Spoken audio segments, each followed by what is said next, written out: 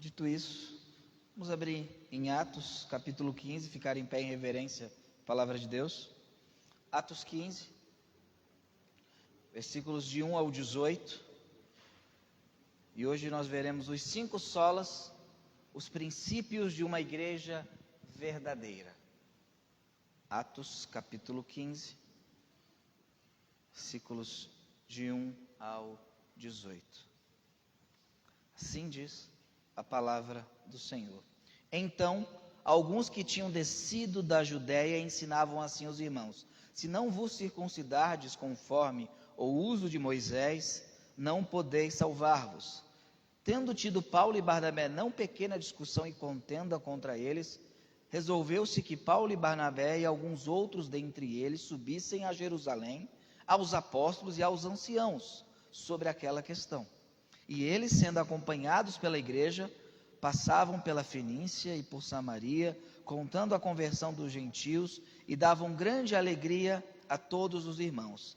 E quando chegaram a Jerusalém, foram recebidos pela igreja e pelos apóstolos e anciãos, e lhes anunciaram quão grandes coisas Deus tinha feito com eles. Alguns, porém, da seita dos fariseus que tinham crido, se levantaram dizendo que era mister circuncidá-los e mandar-lhes que guardassem a lei de Moisés.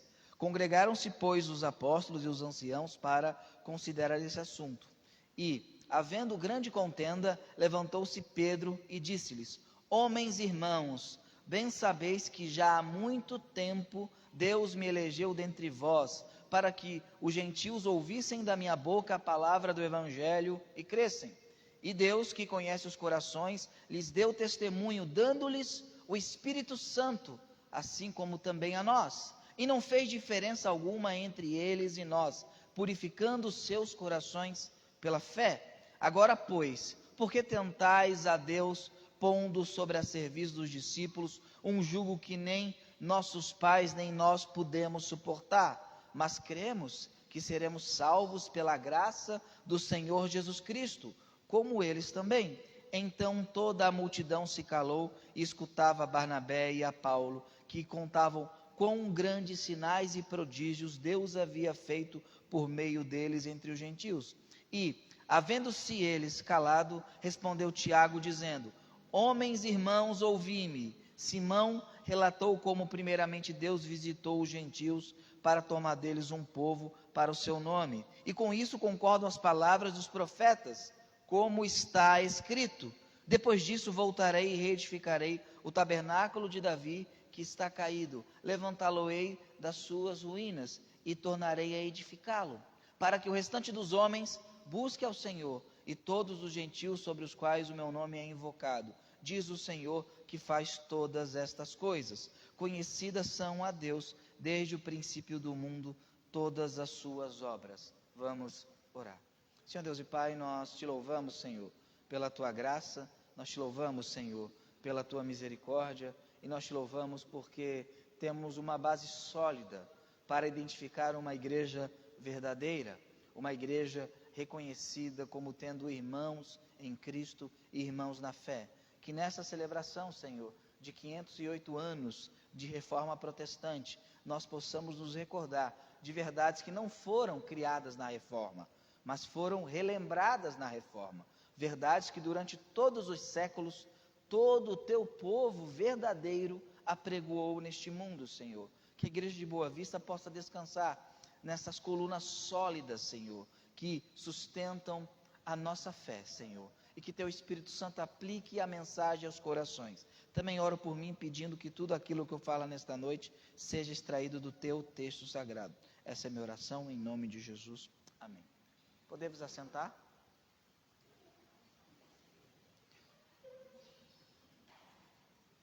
Muito cedo na história, houveram lobos, houveram pessoas que perverteram ou tentaram perverter a fé cristã.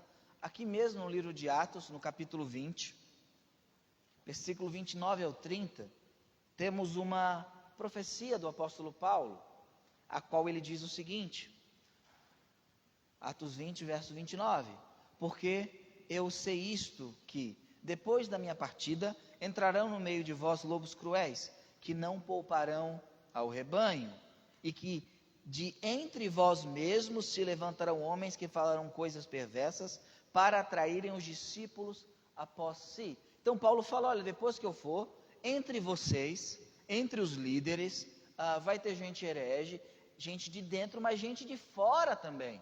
Então ele fala que a igreja seria atacada desde muito cedo. E quando você observa aqui o contexto de Atos, capítulo 15, existe uma discussão seríssima que modificou a história do cristianismo. Existe um grande problema sendo tratado aqui. Tanto é que o texto fala que houve uma não pequena discussão e contenda, que é a forma de Lucas de dizer que o tempo fechou, que a coisa foi dura, foi difícil. O verso 7 fala, e havendo grande contenda. Então houve uma grande briga, houve uma grande discussão. Em nosso meio moderno, parece que toda desavença, toda briga, ela é algo errada, e não é. Quando se abriga pela verdade, quando se contenda pela verdade, esta contenda ela é necessária, porque queremos unidade, mas não alheio à verdade. E qual era o problema que havia aqui em Atos capítulo 15, nessa assembleia da primeira igreja batista em Jerusalém? Qual era o problema que havia? O versículo 1 fala, então alguns que tinham descido da Judeia ensinavam assim os irmãos, se não vos circuncidardes conforme o uso de Moisés, não podeis salvar-vos. O que estava acontecendo ali? Paulo fundou e plantou várias igrejas, algumas pessoas vinham da igreja de Jerusalém, e iam nas igrejas que Paulo fundou, e falavam o seguinte, não, a salvação não é somente pela graça, por meio da fé. Se vocês não se circuncidar, vocês não podem ser salvos. E o que significava se circuncidar? Significava aceitar todo o sistema mosaico, o que inclui as leis dietéticas e o sábado. Então ele falava o seguinte, se você não guardar a lei, se você não circuncidar e com a circuncisão guardar toda a lei de Moisés, vocês não podem ser salvos. Aí Paulo fez o seu questionário e perguntou, de onde é que essas pessoas vieram? Da qual igreja elas vieram? Elas vieram de Jerusalém, da parte de Tiago. Aí o que Paulo fez? Paulo, que é uma pessoa bem tranquila, foi até Jerusalém. Foi até Jerusalém falar com Tiago e falar com Pedro e falar com os líderes. Então, o debate aqui era uma questão, como nós podemos ser salvos? Como nós podemos ter comunhão com Deus? É pela guarda da lei de Moisés? É pelas obras ou é por meio da fé? E quando você vai e avança no tempo, até o século XVI, você tem um debate muito parecido. E qual é o debate parecido? A salvação, ela é pela graça, por meio da fé, ou a salvação está nas indulgências, ou está nos sacramentos? Será que nós somos salvos porque compramos indulgências? Será que nós somos salvos porque participamos de sacramentos? Porque guardamos as obras?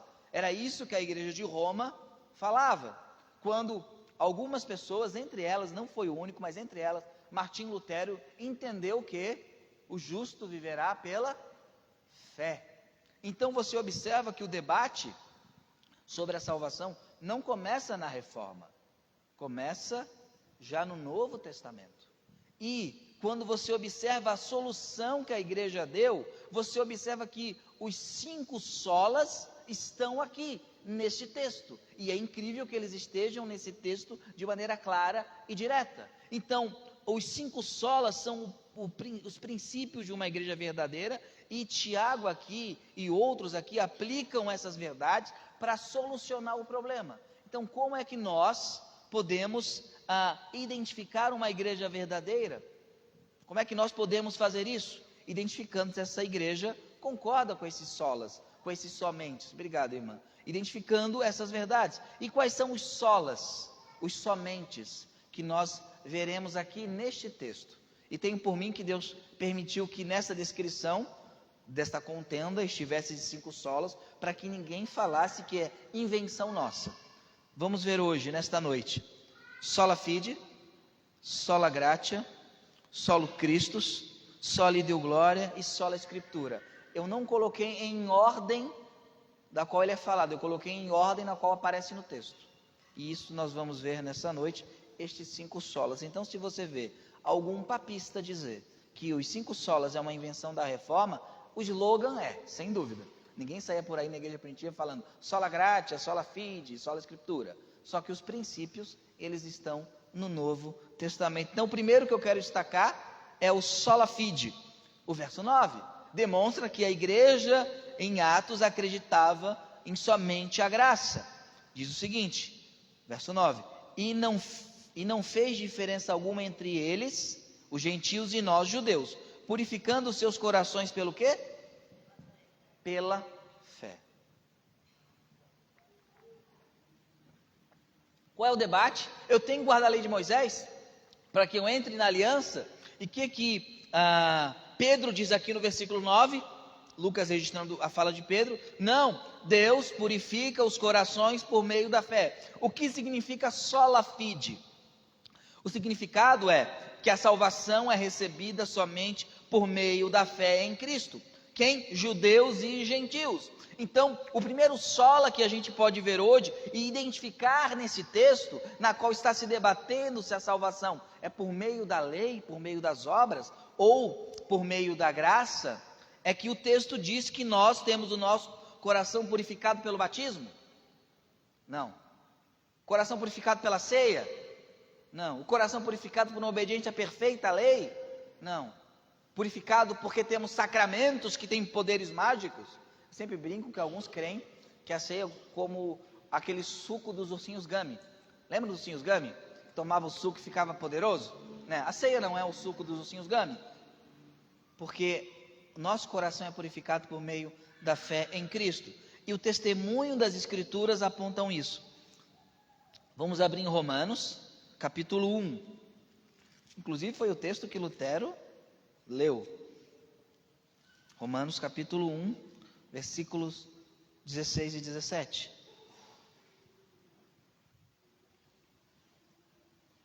Então, o primeiro sola, somente a fé. Sola fide. Porque não me envergonho do evangelho de Cristo, pois é o poder de Deus para a salvação de todo aquele que crê, primeiro do judeu e também do grego, porque nele se descobre, se revela a justiça de Deus de fé em fé, como está escrito, mas o justo viverá pela fé. Então Deus, ele imputa a justiça de Cristo em você por meio da sua fé em Cristo. Deus te declara justo no tribunal dele. Deus diz que você é justo mediante os méritos de Cristo. E como você então tem essa justiça? Mediante a fé. Mediante a fé. Só que você observou que houve uma grande contenda aqui em Atos capítulo 15, correto?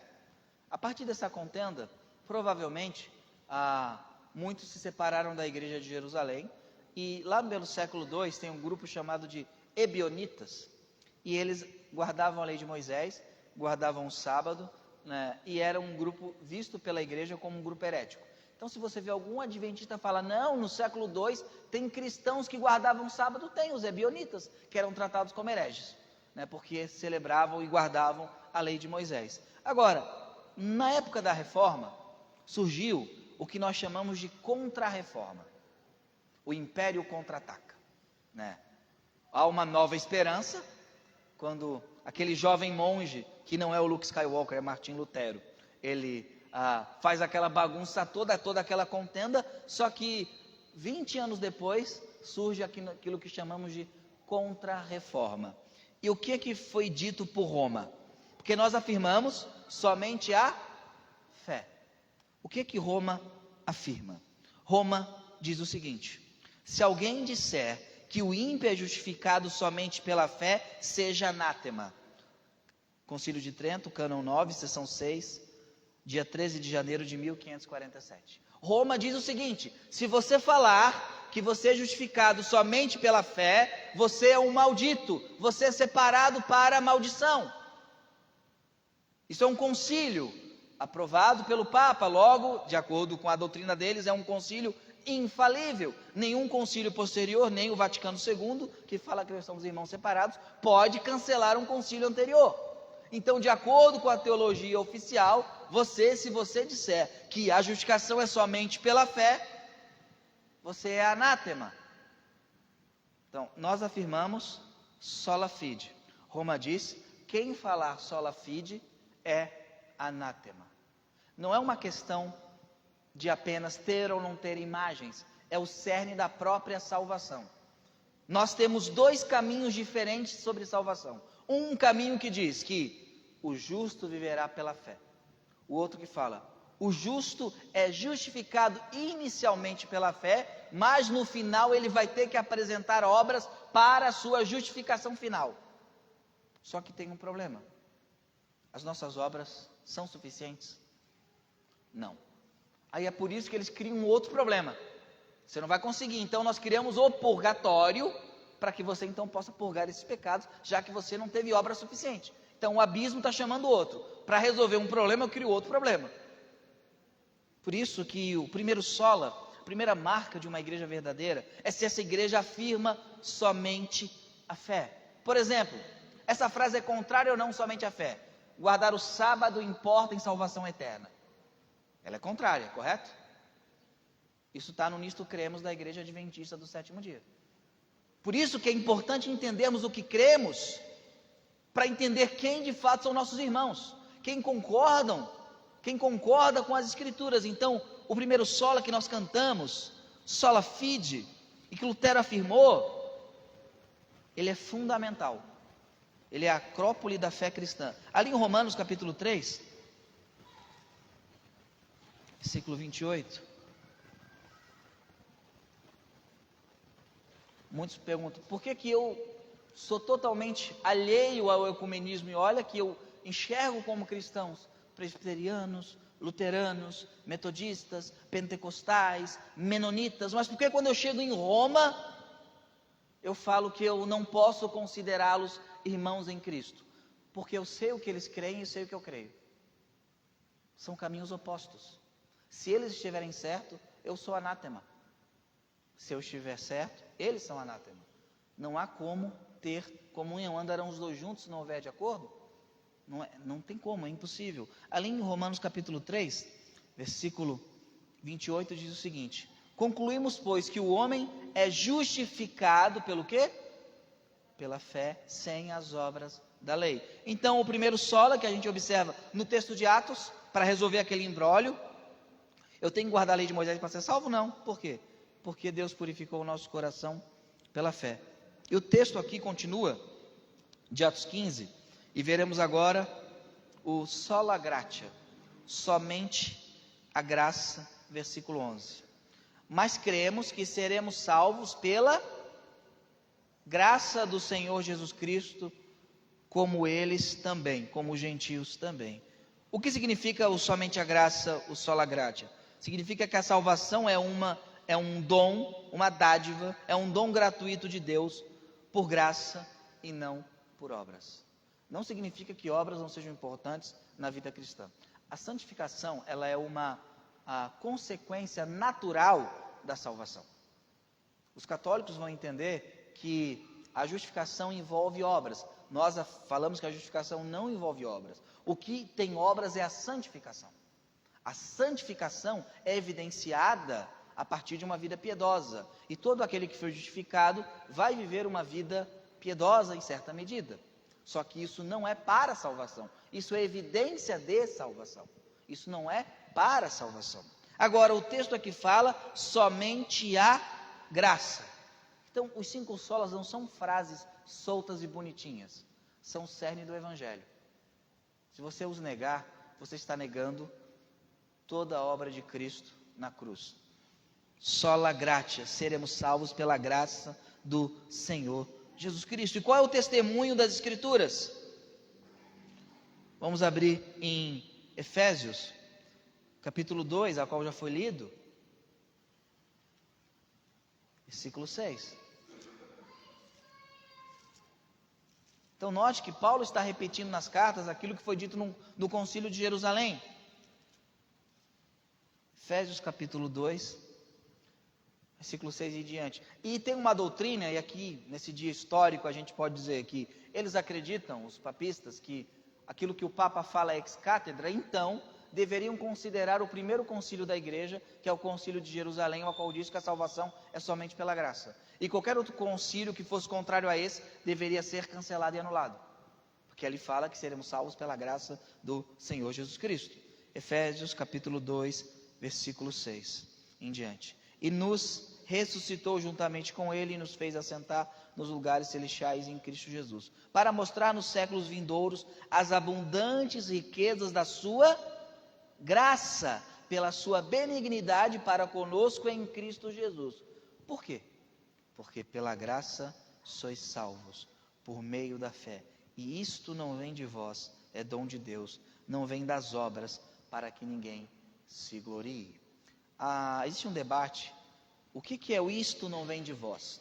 Né? Uns falam, não, isto é a fé, isto é a graça. Na verdade, o isto, ele é neutro, né? É tudo, e graça e fé são femininos no grego. Então, o isto não é uma referência, em primeiro lugar, à graça ou à fé. É uma referência a toda a salvação, que inclui a graça e a fé. Então, toda essa ação salvífica de Deus vem de vocês? Vem de quem? Dele. Por quê? Porque se viesse de nós, nós nos gloriaríamos. Não, eu fui perdoado porque eu fiz tantas e tantas penitências. Eu fui perdoado porque eu subi a escadaria de joelho. Eu fui perdoado porque eu rezei 12 Pai Nosso, 15 Ave Maria. Não. O perdão de Deus, a dádiva de Deus, a salvação de Deus está pela graça, pela sua dádiva, pelo seu favor imerecido. Só que Roma nega isso. Roma diz o seguinte, no mesmo dia, dia 13 de janeiro de 1547, agora no cânon de número 24. Se alguém disser que a justiça não é por meio das obras, seja anátema. Estou lendo o Concílio de Trento. Concílio de Trento. Há como andar juntos? Se nós acharmos que esses solas, esses somentes, não são fundamentais, nós estamos dizendo que a reforma não foi necessária e que nós não somos necessários e, na verdade, nós deveríamos pedir perdão a Roma, porque isso é uma negação de tudo que eles afirmam sobre salvação. Então, como é que a igreja primitiva resolveu essa questão? Com 5 solas. Não tinha um nome, obviamente. Não tinha a definição teológica, que surgiu muito depois. Aliás, os 5 solas surgem depois de Lutero.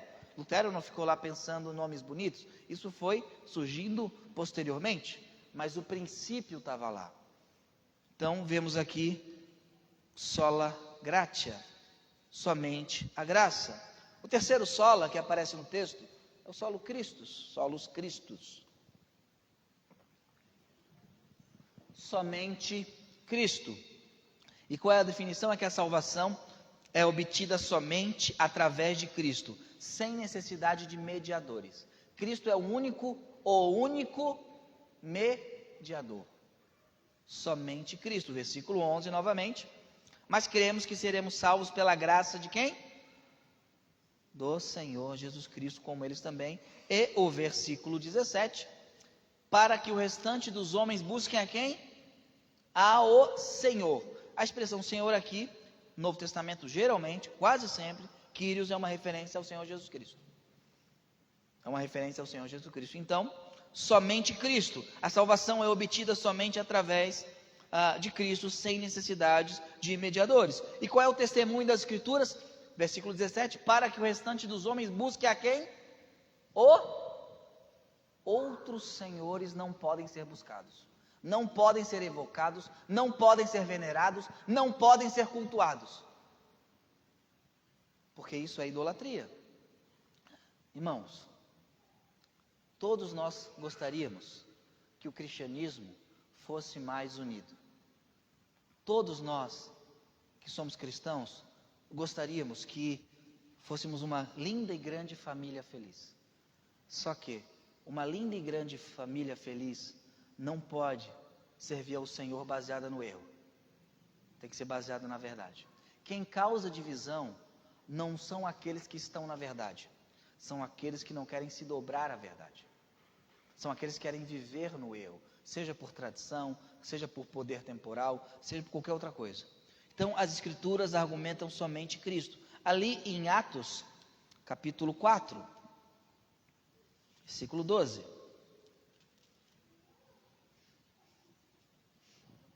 diz o seguinte: em nenhum outro há salvação, porque também debaixo do céu nenhum outro nome há dado entre os homens pelo qual devamos ser salvos. E aqui as Escrituras, em sua sabedoria, o Espírito Santo, ele coloca duas palavras aqui que em português é igual, mas é diferente no grego. A expressão em nenhum outro, o primeiro outro que aparece é ala. A expressão e outro nome há, a segunda expressão outro, é héteros. O que quer dizer? Ala é alguém do mesmo nível, da mesma espécie. Então os católicos dizem o seguinte: não, ninguém diz que tem alguém igual a Jesus. Estão abaixo de Jesus. Só que héteros é alguém abaixo ou diferente. Então não tem ninguém igual, mas também não tem ninguém abaixo ou diferente que possa ser medianeiro ou intercessor, porque a salvação está somente em um único nome. E qual é o nome? Jesus. Somente no nome de Jesus. Então, somente Cristo é uma verdade que a igreja cristã pregou desde o início. Não há nenhum outro nome que alguém possa ser salvo, nem abaixo, nem igual. Não existe. E ali em 1 Timóteo, capítulo 2,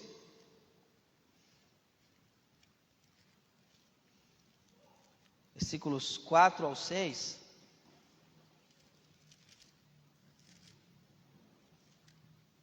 diz o seguinte, falando de Deus, né? Deus quer que todos os homens sejam salvos e venham ao conhecimento da verdade. Por quê? Porque há um só Deus e um só mediador entre Deus e os homens, Jesus Cristo, o homem, a qual se deu a si mesmo em preço de redenção por todos, para servir de testemunha a seu tempo. Qual é o único mediador autorizado a mediar o homem e Deus? O homem Jesus Cristo. Porque ele é verdadeiramente homem e verdadeiramente Deus.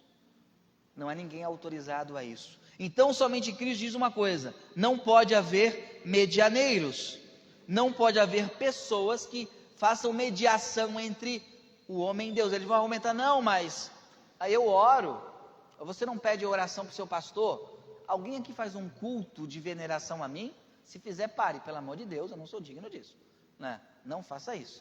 Uma vez falaram para o Dr. Shed: Dr. Shed, o senhor é um santo. Aí ele falou: eu sou um santo, meu jovem. Pergunte à senhora Shed, né? Somos pecadores, nós não podemos ser mediadores, não há mediadores. A própria Maria diz o seguinte: o meu espírito se engrandece em Deus, meu Salvador. Ela chama Deus de, se ela chama Deus de Salvador, é porque ela precisou ser salva. Então, somente Cristo. Depois eu vou mostrar como Roma nega o somente Cristo. O quarto sola que o texto apresenta é o soli deo gloria. E você notou que tudo isso está no texto? Todos os solas estão no texto. Somente a Deus a glória. Voltando para Atos, capítulo 15, vi aqui o verso 12. Diz o seguinte: então toda a multidão se calou e escutava Barnabé e a Paulo, que contavam quão grandes sinais e prodígios quem havia feito? Deus havia feito por meio deles entre os gentios. Olha aqui que o texto diz: quem fazia os sinais e prodígios era Deus. Paulo, Barnabé eram instrumentos. A glória daqueles milagres, daqueles sinais, daquelas intervenções maravilhosas, foi dada a quem? A Pedro, a Paulo, a Barnabé? Não, foi dada a Deus. Paulo falava: Deus fez isso, Deus fez aquilo. Paulo não fala: fui eu quem fiz. Embora tivesse os sinais apostólicos, ele entendia que ele era um canal, um instrumento daquilo, um instrumento disso. Então, o soli deo gloria significa que toda a glória pela salvação e pelos atos salvíficos devem ser dadas somente a Deus. Vamos supor hipoteticamente, você tem alguma doença, eu oro e você é curado. É lícito você falar: pastor, muito obrigado por você ter me curado? Não, porque eu não tenho esse poder. Então, quando você agradece Maria, Pedro, Paulo, qualquer outro ser, você está roubando a glória de Deus, porque quem curou foi Deus. Pedro e João, quando curam um coxo, o pessoal fica olhando para eles, eles falam, Por que vocês olham para nós como se a nossa santidade tivesse feito isso? Foi o nome de Jesus que o curou. Então, sola deu glória, significa que a glória deve ser dada somente a Deus. E vamos ao testemunho das Escrituras. Romanos capítulo 11. Versículo 36.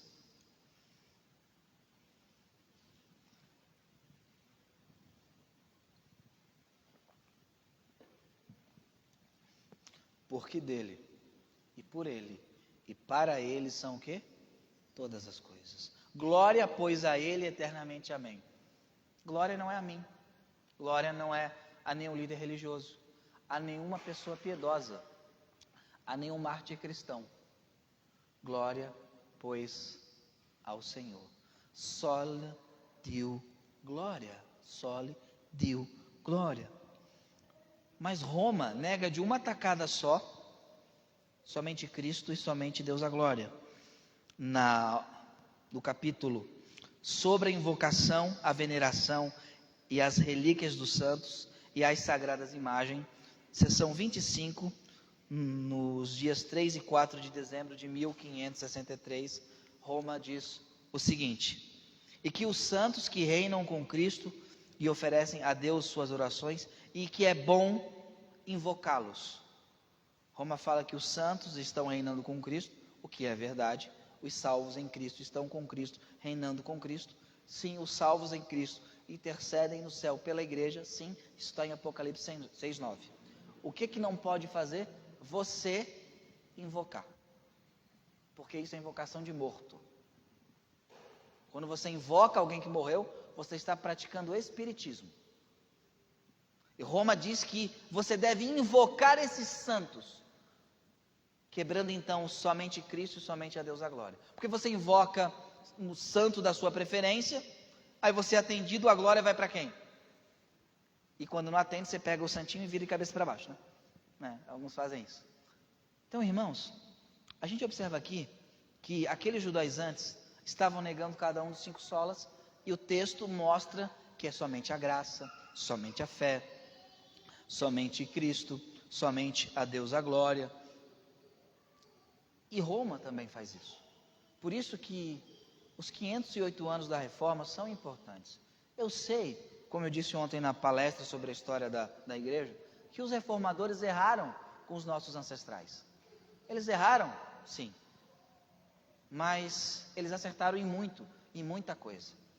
Eles eram homens de seu tempo, eles tinham prisões intelectuais de seu tempo, mas tinham um desejo de servir a Deus, tinham um desejo de anunciar a verdade de Deus. Às vezes, no afã, no seu zelo, lhes faltou entendimento. Por isso, às vezes, certa violência, o que era comum naquele tempo. Mas ainda assim, as verdades da reforma são fundamentais para uma igreja saudável. Se você perguntar para mim, pastor, a sua igreja é reformada? Não, porque eu entendo que um reformado tem que subscrever o batismo infantil. E eu não me subscrevo, mas eu entendo que os princípios que a reforma defendeu como fundamentais, nós também defendemos, porque são bíblicos, porque expressam as Escrituras, o que me leva então ao último sola apresentado no texto. O sola Escritura, somente a Escritura. O debate aqui em Atos 15 prossegue, então o líder da igreja local se levanta. E quem era o líder, quem estava presidindo e quem deu a última palavra no concílio de Jerusalém? Vocês sabem? Tiago. Não foi Pedro. Que papo é esse que nem preside o concílio? Né? Quem estava presidindo era Tiago, irmão de Jesus. Alguém pode acusar de nepotismo. Reclame com Jesus, né? Mas o fato é que quem preside o concílio é Tiago, e Tiago dá a última palavra, e ele fala o seguinte no versículo 15, e se encerra a discussão. Olha o que ele fala no versículo 15, e com isso concordam com isso o quê? Com somente Cristo, com somente a fé, com somente a graça, com somente a Deus a glória, e com isto concordam as palavras dos profetas, como está escrito. Ele podia falar o seguinte igreja, Pedro falou, ele é apóstolo, Paulo falou, é apóstolo, eu sou irmão de Jesus, vocês não têm que discutir, porque o magistério da igreja já definiu e já decidiu. Não, ele não faz isso. O que ele faz? Irmãos, vocês não lembram como está escrito? Aliás, quando Satanás ataca Jesus, o que Jesus fala? Está escrito, está escrito. Então é se utilizado aqui o que? Para remediar a solução, para dar a solução e para calar os hereges, as escrituras. Está escrito. Tiago não apela à sua autoridade apostólica. Ele não apela à autoridade de Pedro. Ele não apela ao ministério ex-cátedra, o ministério infalível. Ele apela às escrituras. E é isto que nós fazemos, somente às escrituras. O que significa somente as escrituras? Significa que a Bíblia é a única autoridade infalível para a vida e a fé do crente. É diferente de nuda escritura. O que é nuda escritura? Eu leio a Bíblia, não me interessa quem falou, quem não falou, porque eu leio a Bíblia e cheguei à minha conclusão sozinho. E isso não é inteligente, porque você tem 2000 anos de história de igreja, você tem teólogos, homens e mulheres piedosos e piedosas que leram a Bíblia antes de você. Então é bom você escutá-los. Agora, sola escritura é o seguinte: a única autoridade infalível, qual é? As escrituras. Eu posso errar na minha interpretação do texto. Vocês podem errar, a igreja pode errar, mas as escrituras são inerrantes. Logo, a Bíblia está acima de concílios, a Bíblia está acima de credos, e eu prezo os concílios ecumênicos, os primeiros 4 pelo menos, depois a coisa começa a ficar bagunçada, né? Eu prezo os credos. Nós temos uma declaração doutrinária, que os irmãos conhecem, vocês leem. Nós temos isso. Agora, os credos e concílios estão abaixo, são igual ou estão acima das escrituras? Abaixo das escrituras. Significa que as escrituras estão acima da sociologia. Se tiver um pensamento na sociologia moderna contrário às escrituras, está errado. As escrituras estão acima da psicologia moderna, estão acima das ciências sociais modernas, estão acima da biologia, no sentido das conclusões que eles têm, estão acima de tudo. Por quê? Porque é a palavra de Deus. Então, para um crente verdadeiro, basta uma frase: está escrito. E tem gente que é tão desobediente que não se emenda com isso, porque até Satanás para quando ele o escuta: está escrito. E Roma odeia o sola escritura. Vamos ao testemunho das escrituras. Tiago aqui fala como está escrito, ele cita a profecia de Amós, né? E vamos lá para 1 Coríntios, capítulo 2. Todas as ciências sociais podem ser usadas para a glória de Deus. Os credos são maravilhosos, os credos são lindos. Deus de Deus, luz de luz, gerado não criado. É maravilhoso o credo niceno, mas todos estão abaixo das escrituras. Ali em 1 Coríntios, capítulo 2, versículo 13. Diz o seguinte: as quais também falamos, não com palavras que a sabedoria humana ensina, mas com as que o Espírito Santo ensina, comparando as coisas espirituais com as espirituais. A palavra de Deus comparando com a palavra de Deus. Aquilo que chamamos de analogia da fé. Você não pega um versículo e interpreta ele da maneira que você quiser, que deu na telha. Não funciona assim. Você compara coisas espirituais com coisas espirituais. E ali em 1 Coríntios, capítulo 4, versículo 6, estava tendo uma disputa ali: eu sou de Paulo, eu sou de Apolo. E Paulo fala: vocês têm que pensar nos homens da maneira que a Escritura pensa. Ele diz o seguinte: e eu, irmãos, apliquei estas coisas por semelhança a mim e a Apolo, por amor de vós, para que em nós aprendais a não ir além do quê? Do que está escrito, não vos ensoberbecendo a favor de um contra o outro. Então todo o seu pensamento, e aqui na aplicação era em questão de pensar sobre Paulo, Apolo, toda a sua mente tem que estar cativa ao quê? Às escrituras. Não ultrapassar o que está escrito. Não pense de mim nada além, nada aquém do que está escrito. Aonde a Bíblia se cala, você faz o quê? Se cala.